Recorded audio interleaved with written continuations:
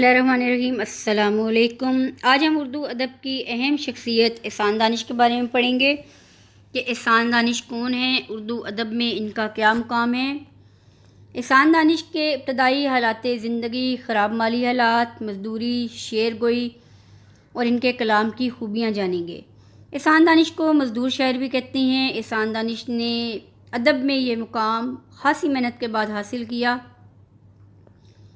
एहसान दानिश ने नज़में और गज़लें दोनों लिखी, 7 नसर भी लिखी, लेकिन इनकी वजह शोहरत इनकी नज़में हैं। एहसान दानिश ने बहुत सारी किताबें लिखी, लेकिन इनकी किताब जहान दानिश जो इनकी आप बीती है खासी मकबूल हुई। अपनी इस किताब में वो अपने बचपन से लेकर आखिरी उम्र तक के तमाम हालात व वाक़यात बयान करते हैं। उन्होंने ये बताया है कि उन्होंने ये मुकाम किस तरह हासिल किया। मजदूरी से लेकर यूनिवर्सिटी का मुमतहिन बनने तक का तमाम सफ़र उन्होंने इस आबिती में तहरीर किया है। इसके अलावा और भी बहुत सारी किताबें हैं जो उन्होंने तहरीर की। अदब में ये मुकाम बहुत मेहनत के बाद हासिल किया। चलते हैं एहसान दानिश के तारुफ की तरफ। एहसान दानिश का अरसा हयात है 1914 से लेकर 1982। 1914 में पैदा हुए और 1982 में फ़ौत हुए। एहसान दानिश का नाम एहसानुल हक और दानिश इनका तखल्लुस है। एहसान दानिश के कलमी नाम से मशहूर हुए। कांदला ज़िला मुज़फ़्फ़रगढ़ यूपी में पैदा हुए। वालिद के माली हालात अच्छे ना थे, इसलिए स्कूल में तालीम हासिल ना कर सके। थोड़ी सारी जमातें इन्होंने स्कूल से पढ़ी। इसके बाद तालीम का सिलसिला मुनक़ता करना पड़ा। मुनक़ता का मतलब है काट देना। अरबी और फ़ारसी इन्होंने हाफिज़ मोहम्मद मुस्तफ़ा से पढ़ी। ये हाफिज़ मोहम्मद मुस्तफ़ा इनके अरबी और फ़ारसी के उस्ताद हैं। बचपन से ही मेहनत मजदूरी करने लग गए।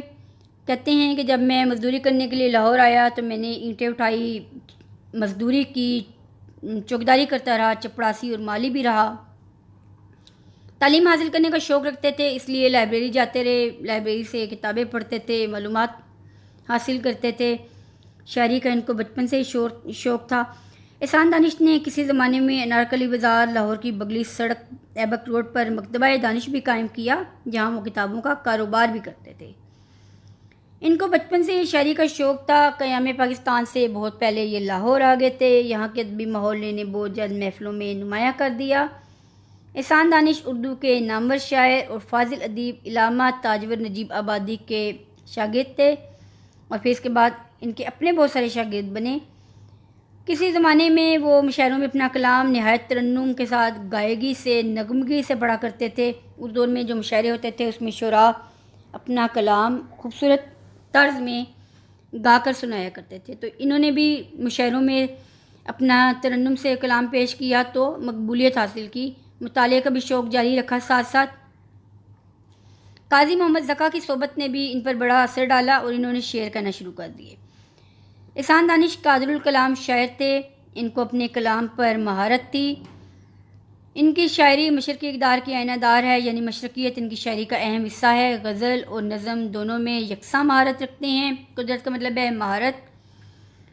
मगर इनकी वजह शोहरत इनकी नज़में हैं, लेकिन नसर भी लिखी, गज़लें भी लिखी, लेकिन नज़मों में इन्हें ज़्यादा मकबूलियत मिली क्योंकि बड़े उम्दा अंदाज से इन्होंने नज़म निगारी की, सादा ज़ुबान के अल्फाज का इस्तेमाल किया जो कारी बसानी समझ सकते हैं। इसके अलावा मंजर कशी और आम आदमी के दुखों का इजहार नुमायाँ है। क्योंकि एहसान दानिश खुद खासे मेहनत के बाद कामयाब हुए, लिहाजा उनकी नज़मों में आम आदमी के दुख दिखाई देते हैं कि किस तरह उन्होंने मुश्किल हालात से गुज़र कर तालीम का सिलसिला जारी रखा और एक मज़दूर से अदब की मकबूल तरीन शख्सियत बने। तो किन किन हालात से गुज़रे उस चीज़ का दुख इनकी नसरी और नज़मिया तहरीरों में दिखाई देता है। इसके अलावा मनाज़िर की उम्दा तस्वीर कशी भी की गई है। इन्हें मज़दूर शायर कहा जाता है। मज़दूर शायरी ने इसलिए कहा जाता है कि इन्होंने ये मुकाम खासी मेहनत के बाद हासिल किया। उनकी आप बीते की किताब जहान दानिश 1973 में शाया हुई। मुसन्निफ़ कहते हैं कि मैं बचपन से ही, जवानी के दौर से, अपने बचपन से ही, नौजवानी से ही हसूल रिज़्क़ की मेहनत में पड़ गया। मैंने बेशुमार मुसीबतें और सऊबतें से ही, तकलीफ़ों से मैं गुज़रा, मज़दूरी करता रहा। और वो बताते हैं कि किस तरह उन्होंने एक पंजाब यूनिवर्सिटी के मज़दूर से मुमतहिन बनने तक का सफ़र जारी रखा, किस किस तकलीफ़ से वो गुज़रे। अपनी किताब जहान दानिश में उन्होंने तमाम चीज़ें तहरीर की हैं। انہی کی زبانی میں آپ کو ایک واقعہ جہان دانش سے سناتی ہوں. کہتے ہیں کہ جب یونیورسٹی میں مدد کم پڑ گئی، جب یونیورسٹی میں انہوں نے اینٹیں اٹھائی، مزدوری کی، مزدوروں کے ساتھ لگے رہے، یہاں تک کہ پانی کنویں سے پانی کھینچنے کے لیے ریہٹ کے ساتھ بیلوں کی طرح بندھے رہے. ان کا ٹھیکیدار کہتا تھا کہ یہ اتنی محنت کرتے تھے کہ جو ان کے ساتھ والا بندہ، 2 بندے اس کے ساتھ بنتے تھے، تو اس کے ساتھ والا بندہ تھک کے لیٹ جاتا تھا، لیکن ان کے اندر ایسی جناتی قوت تھی کہ یہ مسلسل کام کرتے رہتے تھے. شک یہ پڑتا تھا کہ کہیں یہ ماری نہ جائیں، اتنی یہ محنت کرتے تھے. لیکن اللہ تعالیٰ نے ان کو اتنی قوت دی تھی، ان کی قسمت میں مقام لکھا ہوا تھا، تو محنت انہوں نے کی. اور وہ کہتے ہیں کہ میں نے کس طرح ایک مزدور سے ممتحن بننے کا سفر طے کیا، میں آپ کو بتاتا ہوں. کہتے ہیں جب یونیورسٹی کی تعمیر ہو گئی اور افرادی قوت کی ضرورت ختم ہو گئی اور تھوڑا سا کام رہ گیا، تو ایسے وقت میں مجھے چھلائی والے معمار محمد اکبر کے ساتھ لگا دیا گیا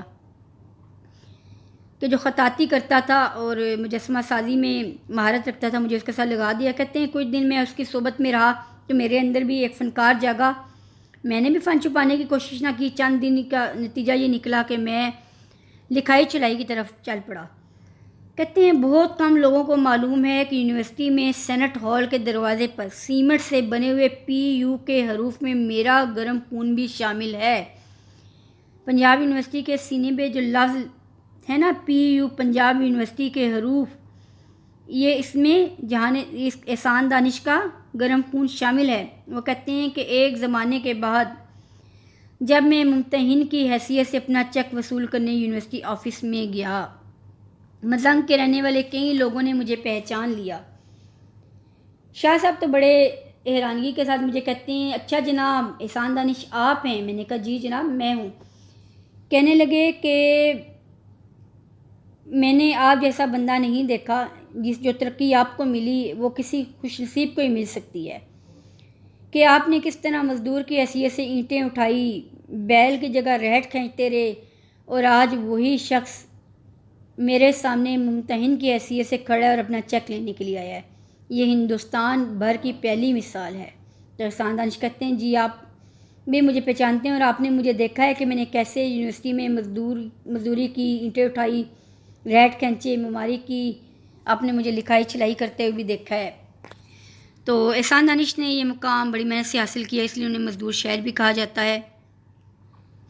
جہاں جہاں انہیں مزدوری کا موقع ملا انہوں نے ہاتھ سے نہ گوایا، اور آج ان کا مقام اردو ادب میں، ان کا نام، ان کی محنت کا منہ بولتا ثبوت ہے کہ انہوں نے کبھی بھی اپنی غربت کو آڑے نہ آنے دیا. ان کی تصانیف میں حدیث زندگی، درد زندگی، نوائے کارگر، آتش خاموش، گورستان، زخم و مرہم اور شیرازہ شامل ہیں. ان کی سوانح عمری جہان دانش بہت مقبول ہوئی، جس کا ایک اقتباس میں نے آپ کو سنایا.